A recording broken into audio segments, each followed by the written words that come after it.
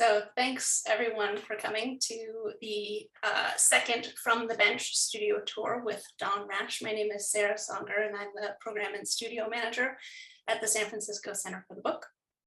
I'm really excited that we have Don here today. I spent 2 weeks with him myself a couple of years ago at the School for Formal Bookbinding, and I'm a big fan, so I'm glad we all get to hear from him today. Don Rash began his bookbinding career in 1978 when he was hired to be the bookbinder at Haverford College Library. His qualifications were a manic enthusiasm and the willingness to take a significant pay cut from being a laborer for a road construction company. He and his late wife Pam began taking classes with Trudi Eberhardt and later with Fritz Eberhardt, as well as workshops with other instructors. In 1986, they established their own bindery, doing conservation binding for individuals and institutions, edition bindings for the press of Apple Tree Alley, and the occasional design binding. After Pam's death in 1989, Don moved the bindery to Wyoming, Pennsylvania, just outside of Wilkes-Barre, where he continued his work. And in 1994, he married librarian Elaine Politis. In 2003, he acquired the Washington Hand Press, which is the nucleus of the Boss Dog Press. And in about 2007, the School for Formal Bookbinding was established to pass on the German school techniques he learned from the Eberhardts and from 45 years at the bench. The press and school are currently located in Plains, Pennsylvania. So Don, I'm going to spotlight you so you can say hi, and whenever you're ready, I'll start the slideshow. Hi, everybody. I see names I know, which is kind of cool to see, names I know. What can I say? Thanks for coming. This is really weird. So anyway, yeah, shall we get started? Okay. All right.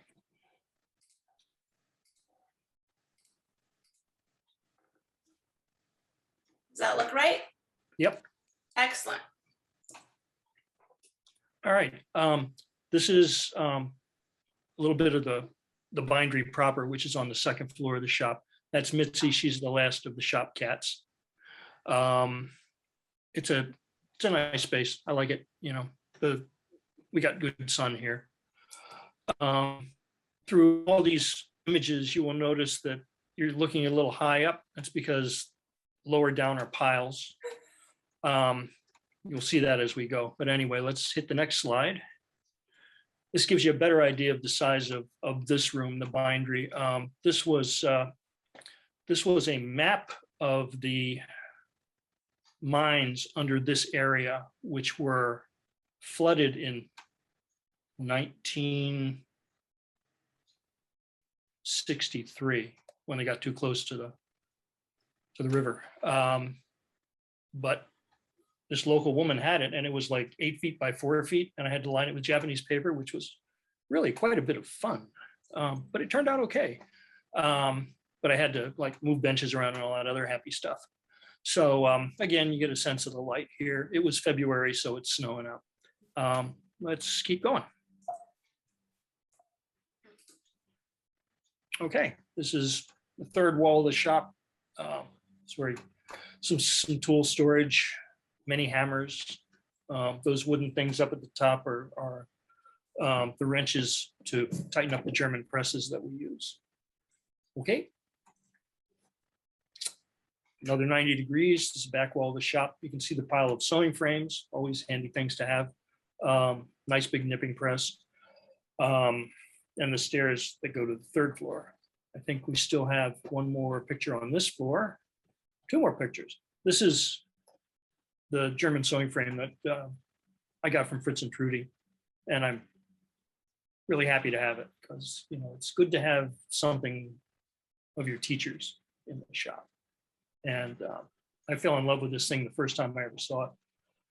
And after Fritz passed away, I helped start disposing of part of the bindery, and they were supposed to pay me a percentage. Fritz said, we'll give you a percentage of whatever you can, you sell. And I said to Trudi, I said, I just want the sewing frame. And she said, okay, you can have it. So that was that. But I love this thing. It's just so cool. Next. It was a good bargain. It was. Everybody needs a card catalog. This is where I keep a lot of my small bindery tools, folders, and all that happy stuff. Just nice to have. It was from the local library when they went digital, and you know, these things are cool. Okay, shall we continue? All right, this is a tooling station. This is in the back room. I have a Ken saw. I have some miscellaneous finishing tools that I acquired, and I also have, which I'm very happy with, I have an electrically heated setup. I have a German, of course. There's a thermostat, an electrically heated type holder, a tool holder, and a roll holder. So it's really convenient if you're doing repetitive stuff. You know, if you have to swap out, if you're always changing tools, it becomes a little less convenient. But it's been a very, very nice addition to the bindery.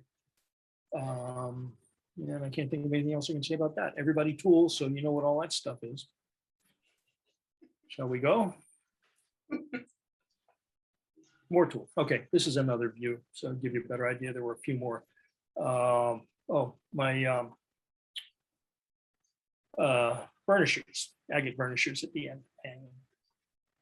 Okay, next. Yep, now we go upstairs. This is part of the reference library. Again, there's a lot more in that room that you don't see, and much of it's on the floor. But actually, the reference books are to the right. The books right in front there are either books from Barney Taylor, who was the press of Apple Tree Alley, who I've bound for 20 years, or some of the Boss Dog books, and then reference stuff. And I probably shouldn't, but on the left there is a painting that I did, which I'm really happy with. So, all right, next. I'm glad you said that. I was going to ask. Thank you. Yeah, I did a few more. They turned out pretty well. Downstairs is what you could probably call the machine room, but I call it the press room. But that's where I left my board shear, because I got a 50-inch, 52-inch yacht shear, and there's really not room for it up here. Besides, I figured the exercise is always good because I'm always going up and down the stairs, so it's cheaper than going to the gym. Okay. And then if you stand at the board shear and you turn, this is some of the type cases for the press. I have a fair number of type cases. A lot of them are not filled yet because type's expensive, as you all know, and hard to come by. But I do have some nice faces. Although when I'm doing prose, which is, most of what I've printed, I do the composition on the computer, and then I have the plates made from the good folks at Boxcar, who have just been wonderful for all the years. Okay, next. All right, this is actually the newest acquisition. This is a lithographic press for doing stone and metal lithographs, and I actually did one, and it did not suck, which made me very happy because it's a pretty interesting process, especially if you like to draw, because that's what you do, you draw, and then you process the stone, and then you get to print it. And it's just, I'm hoping to be able to ally this with the letterpress, in the shop. But very happy with this machine. It does take up a lot of room. Okay, next is, this is my midlife crisis machine. Some people buy cars. I bought a press. This is a Washington hand press that was built in lower New York State, right around the turn of the last century. And it's just a sweet machine to print on. It's aggravating, but it's really fun. I like to analogize presses with sports cars, or cars in general. Some people like Fords, some people like Fiats. Same deal, I think. I'm not a Vandercook guy, which is good because I can't afford them. Okay, next slide. Trying. That's okay. Now we're getting into bindings. This is the front opening of a binding that I was commissioned by Fritz and Trudi Eberhardt's son for their grandson. This is Stephen King's time travel book about the Kennedy assassination. So obviously this is the front paste down and flyleaf. It's paste paper over an imitation, newspaper for the first time stream. No, this is for our time stream. And then the next slide is for the alternate time stream, where Kennedy escapes and the world goes to hell. So I kind of played off the color difference there. And then I think the next slide is the actual outside of the, no. Where'd it go? Where'd it go? It disappeared. Well, maybe it's later. Okay. Now you'll have to stay for the rest of the show. Stick around, guys. Yeah, exactly. This is a little binding that I did back in about 2014. This is full calf, and those are paste paper onlays. And then I use the same paste paper for the fly leaves and paste downs. This is Plato's Crito. Title is Crito because it's about a guy named Crito. But it was printed by, if anybody's here into 20th century fine press, it was printed by Martersteig at the Officina Bodoni with a variant of Piffle, Centaur Italic. So it's a very interesting book typographically as well. And I always kind of wanted a copy, and I managed to get one for an affordable price. And then I thought, well, it was in a lousy binding, so I went ahead and did this. Okay. Do you mostly, the last book was a commission. Was this just for you? Is this in your library? This was just for me because I was able to get a copy of the book. So yeah, I have this hanging around. Okay. All right. This is another one from about the same period. This is another interesting book. It's printed by Bruce Rogers, who's again one of the major American typographer. And it's on urn burial by Sir Thomas More, I think. I don't remember anymore. But you can see I got an urn and I got skeletal stuff. So it was fun. I enjoyed it. And I think it turned out not half bad. There's the ochre, the actual urn is leather that's been pared really thin and molded over a piece of 1-ply board and then inlaid into the cover leather. And then the little tool around the outside was one that I cut for the project. Okay. And there's Mitzi and Bill just hanging out in the press room, because that's what they do. Okay. I think we lost a couple of slides because there's the bathroom sign. I don't know. I don't either. Oh, well. The world has conspired against us. I think it's given up on us. Ah, well, say la vie. Hi. Thanks, Don. So participants, please feel free to chat your questions. I will either interrupt Don or save them until the end. So to go back, you didn't start printing until you bought that. I had done a little. I had done some letterpress. They had a press room at Haverford when we were there, and so I had done a little bit. I actually had bought a press before that. I had a little bit of experience, but certainly not with anything as consequential as the Washington. But it came around in a kind of an odd way, and I was able to buy it from a friend, and I had the money. So it was like, and Elaine was like, "Oh my God, what have you done?" And then it was like, "Yay, tis what it is." She helped me move it in, so that was stressful. But the marriage survived. Not just the two of you. We had a friend come. Oh man, yeah, that was an interesting weekend.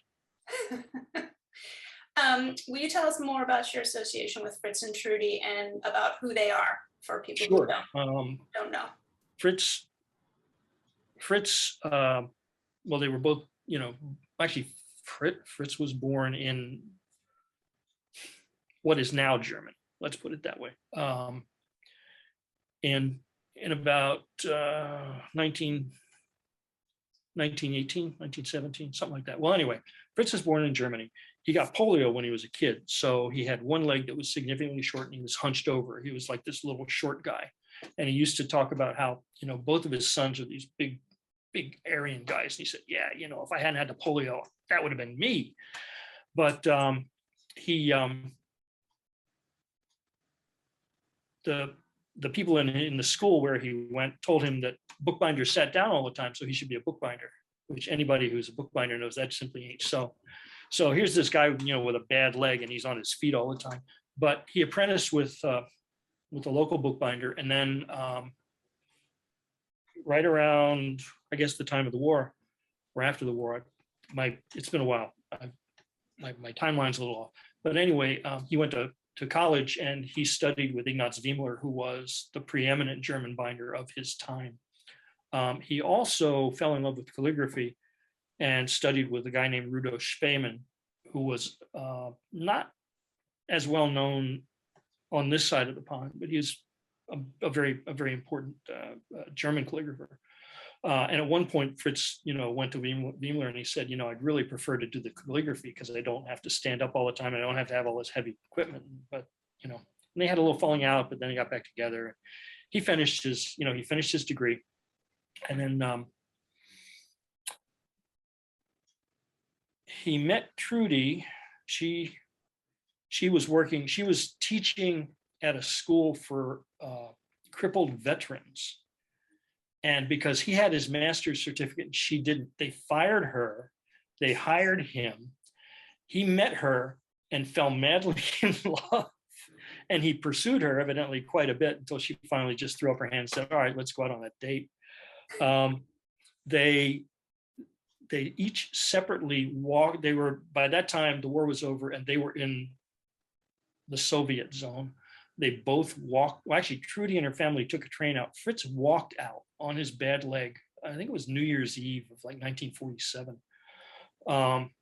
And they got together in Sweden where they got married. They worked in a bindery there. And then they were invited to come to Philadelphia to work at the library company because the library company was looking for a European bookbinder, somebody who knew their stuff. And that's how they got over here. And then Fritz worked off his time at the library company, and then they were in Germantown, North Philly, for a few years, and then they moved to the farm where they spent most of their time, which was about an hour outside of Philly at that, when there wasn't like the turnpike. And they built a little thing that looked like a barn, and they settled down and they just worked. Fritz had a pretty good reputation as a design binder, although oddly enough, it always felt to me like the calligraphers liked him better than the bookbinders. The calligraphers were always inviting him to go to shows and exhibits and to, do stuff. And the bookbinder all like, he's that old cranky guy outside of Philly. We don't want to talk to him. And of course, the thing was he had no filter. He would say exactly what he felt when he felt it. So it made things, he was not the easiest guy to get along with, but they were both just super people. Trudi was an excellent teacher. She lived with Fritz. She had the patience of a saint. And, she not only worked in the studio with him, and she was as good as he was, but, she did all the girl things. She kept the house, she raised the kids, she cooked the meals, and then she used to tell Pam that when Fritz, after supper, she'd be doing the dishes and Fritz would be out in the bindery, practicing his tooling. So it was what it was. So obviously you're trained in this German style. Is that, yeah. Are you a stickler? I try. I keep saying, if somebody will show me a better way, I'll do it. But I really, and this sounds really stupid, but everything I've gotten from them, just, it feels right. It works well. It makes sense. You know what I mean? Everything flows. And I know that one of the things that Fritz used to kind of harp on was that a binding or a book like this grows from the inside out. Each step builds on the previous step. And so, sometimes you'll see, some practitioners who will go, well, you do this, and then you go around here and you do this, and then you come back and you do this, and then things don't work quite right. Do you know what I mean? Again, this is just me. I'm happy with it. It feels good. It's comfortable. It's it makes the work pretty predictable. So It's one of the things I noticed in taking lessons with you, that the process, I think saying that it makes sense, I agree with that. It was like, oh, yes, of course. yeah. And so we tell us a little bit more about the school. Yeah, well, the school was, kind of a fit of madness because I wanted to start passing this stuff on. I figured, well, I got a nice studio here, I got space, and actually there's a matching space on the other side of this wall. These were 2 apartments. This was actually a pool hall with 2 apartments above it. There are cats living there now, so it is what it is. Originally I was going to have people stay there, and then through a series of kind of just surprising things that happened, we were able to, there's a little house around the corner that the backyards are contiguous, and we were able to buy it. So now we have a 3-bedroom house that is, the dorm for people who come here. And it's worked out really well. The people at the township aren't real happy with me sometimes, but overall it's been really nice. And it means that you can, people can come here and they can afford to stay. Because going to a motel is expensive. That was the other thing, was when Pam and I were trying to learn, like once or twice we went to New York, and when by the time we were all done, and we added it up, we were like, well, what we paid, and we knew what they paid the instructor. It was like, well, geez, we could have just had him come here, and give us a 2-person lesson. It was a real mind boggler. Mm-hmm. But I really, the idea is that people can come, doesn't cost you a fortune. You can cook your own meals. You're free to do what you want. And then you walk around the corner and here we are. And I do, I have a I tried to teach a bunch of different classes, and then the 6-class core curriculum, and very few people signed up for like the extra stuff. So I'm down to the core curriculum now of the six core classes. If things work out, I'm going to open back up next year. Mm-hmm. But we'll see. Mm-hmm. I've figured out the schedule, and September, October, if things look good, I'll go ahead and make the announcement. Nice. Good. I hope that works out. Thank you. And can you tell us a little bit more about Boss Dog Press? That was just madness. That was actually what I wanted to do when I was in college. I learned about it and I wanted to do it, and I could never figure out a way to. So this is kind of bringing everything back full circle. I've done five titles, 3 of which are Eberhardt related, and I've got 1 more that I want to do. I did a book on East German wrapping paper. Okay, how obscure can you get? And it was so much fun. And the book has samples in it. It's just really cool. So it's nice because you can do, whatever you want. And if people buy a few copies, then I'm good. Mm-hmm. And can you tell us in just a couple minutes about your next project she told me about the other day? This is my first kind of semi-literary thing. Everything else has been, book technic related in one way or the other. And I was fortunate enough to be, I'm going to be printing a lecture, which is short, by the fantasy author Susan Cooper, which was like a big Biden deal for me, because a friend of mine introduced me to her work back in college. And she's a really good writer. And this lecture just nails why fantasy and children's literature is so important. So I've got permission to do that. I have the plates, the typesetting's all done, and I'm going to try and print it and have a few copies ready for openal at the beginning of October. So we'll see. That's exciting. Yeah. And a friend is doing the illustrations, and I'm actually just going to do that for polymer plates too, instead of doing like a lithograph or anything really kind of outrageous.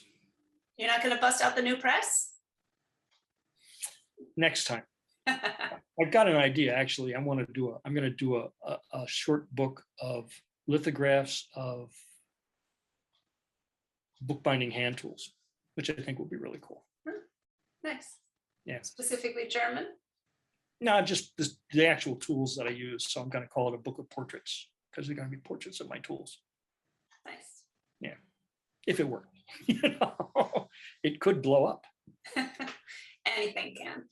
We have a question from Robin about the Hi, Bury Robin. Learn book. How thin did you pare the onlay? And was the Really leather wet? No, I paired it on the Charfix. And I did pair it pretty thin because it was, again, and then I edge paired it because I had to work it over the edges of the one ply board. So yeah, I've never, a lot of people pair leather wet, and I've tried it and I haven't had a lot of success, but I think that's probably because I don't have as much practice as I should. Mm-hmm. Yeah, but it was very thin. Very thin and just like wet with paste. So it's moldable. Yeah. Yeah. And then the little pieces underneath to make the shapes.